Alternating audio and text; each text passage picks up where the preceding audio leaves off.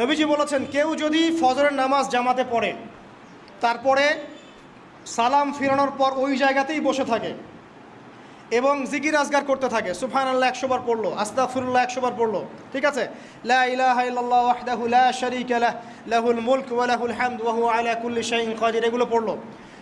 তারপরে ধরেন দরুদ শরীফ পড়লো ইত্যাদি। জিকির আজগার শেষ করে সূর্য উঠে যাওয়ার পরে সে যদি 2 রাকাত নামাজ পড়ে, মাত্র 2 রাকাত, সে ফিরে যাবে একটা কবুল হজ, একটা কবুল ওমরার নেকি নিয়ে ফিরবে ইনশাআল্লাহ। আরেকটা নামাজ আছে, যদি পসিবল হয় পড়তে পারেন, 8টা থেকে 10টার মধ্যে পড়ে ফেললে ভালো, এরপরে সূর্য উঠে যায়, সূর্য গরম হয়ে যায়। সেটা হলো আপনার এই চাশতের নামাজ, যেটাকে আমরা বলি সলাতুদ দুহা, চাশতের নামাজ। আমরা অনেকে রিজিকের সমস্যায় ভুগি না, দারিদ্রতা, রিজিকের সমস্যা, আমাদের অভাব, এই সমস্যা আছে না?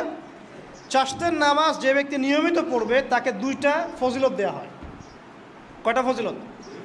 চাশতের নামাজ যে ব্যক্তি নিয়মিত পড়ে তার 2টা স্পেশাল ফজিলত। 1, তাকে দ্বীনের জ্ঞান দেওয়া হবে, ইলম মুখস্থ ক্ষমতা দেওয়া হবে, আপনি হিফজ ক্ষমতা বেড়ে যাবে, কোরআন সুন্নাহ মুখস্থ রাখতে পারবেন ভালো ইনশাআল্লাহ, আল্লাহর পক্ষ থেকে বুঝ দেওয়া হবে।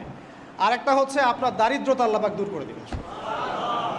এগুলা পরীক্ষিত আমল ভাই, এগুলা কোনো গাল গল্প বলছি না, এগুলো পরীক্ষিত। আরেকটা আছে, সূরা ওয়াকিয়া রাতে তেলাওয়াত করেন, সূরা ইযা ওয়াকাআতিল ওয়াকিয়া লাইসা লিওয়াকাআতিহা কাযিবা, এই সূরাটা আপনি তেলাওয়াত করেন, দেখবেন দারিদ্রতা চলে যাবে ইনশাআল্লাহু আযজা ওয়া জাল, চলে যাবেই ইনশাআল্লাহ। এবার আসুন কোরআন তেলাওয়াত নিয়ে 2টা কথা বলে দেই। কিছু কিছু সূরার কিছু কিছু অংশ মুখস্থ করে ফেলার চেষ্টা করেন। প্রত্যেক দিন এই অংশটুকু আপনি নিজে তেলাওয়াত করবেন।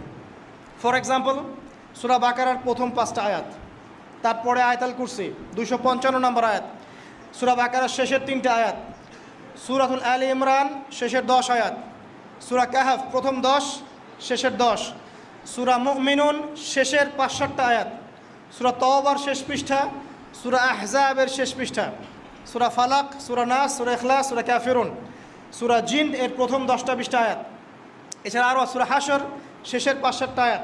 এগুলো মুখস্থ করে ফেলেন, প্রতিদিন এগুলো আপনি চর্চা করবেন, পারবেন ইনশাআল্লাহ। প্রত্যেক দিন যদি কোরআন তেলাওয়াত করেন একটা নেকি আছে, একটা ফজিলত স্পেশাল, সেটা হলো কোরআন কিয়ামতের মাঠে আপনার পক্ষে সুপারিশ করবে। আর কোরআন যার পক্ষে সুপারিশ করবে ইনশাআল্লাহ তাআলা সে জান্নাতে চলে যাবেই ইনশাআল্লাহ। আর কোরআন যার বিপক্ষে সুপারিশ করবে তার কি জান্নাতে যাওয়ার কোনো সুযোগ আছে ভাই? আল্লাহ বোঝার তৌফিক দেখ, আমিন।